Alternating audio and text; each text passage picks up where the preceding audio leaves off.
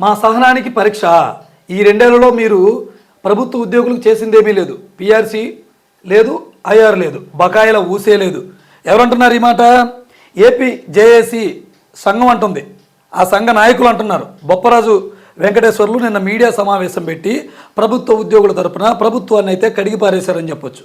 వీళ్ళు అడిగే ప్రశ్నలకి ప్రభుత్వం దగ్గర కానీ ప్రభుత్వ పెద్దల దగ్గర కానీ ఎటువంటి సమాధానం లేదని చెప్పలేరని కూడా చెప్పొచ్చు. వాళ్ళు ఏమంటున్నారో చూద్దాం. ఇంతటి దయనీయ పరిస్థితి ఎప్పుడూ లేదట. ఉద్యోగులు అడుగుతున్న ప్రశ్నలకు నాయకులుగా మా దగ్గర సమాధానం చెప్పలేకపోతున్నాం, మా దగ్గర సమాధానం లేదంటున్నారు.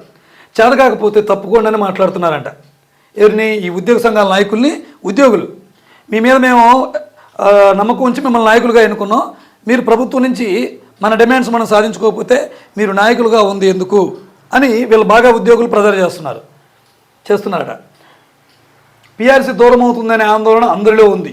ఐఆర్ ప్రకటించకపోవడం చరిత్రలో ఇదే తొలిసారి. సరెండర్ లీవులు, డిఏలు సైతం పెండింగే. పెన్షనర్లు అలాగే చనిపోయిన ఉద్యోగుల కుటుంబాల పరిస్థితి అయితే దయనీయంగా ఉందట. ప్రభుత్వం నుంచి అందాల్సిన బెనిఫిట్లో ₹1 కూడా వారికి అందట్లేదంట. రిటైర్ అయిన వారు రావాల్సిన బెనిఫిట్లు తీసుకోకుండానే చనిపోతున్నారట. ఉద్యోగులకు 30,000 కోట్లు, అలాగే పెన్షనర్లకు 10,000 కోట్ల బకాయిలు మన ప్రభుత్వం ఉందంట. ప్రభుత్వానికి మేము సహకరిస్తున్నా ప్రభుత్వం నుంచి సహకారం మాకు లేదు అని వాళ్ళు వాపోతున్నారు. చంద్రబాబు ప్రభుత్వంపై జేఏసీ అమరావతి రాష్ట్ర చైర్మన్ బొప్పరాజు వెంకటేశ్వర్లు మండిపాటు. ఇది మంచి ప్రభుత్వం కానే కాదు, ముంచిన ప్రభుత్వం అంటున్నారు. ప్రభుత్వ ఉద్యోగుల సమైక్య అధ్యక్షుడు వెంకటరామిరెడ్డి మాట అంటున్నారు.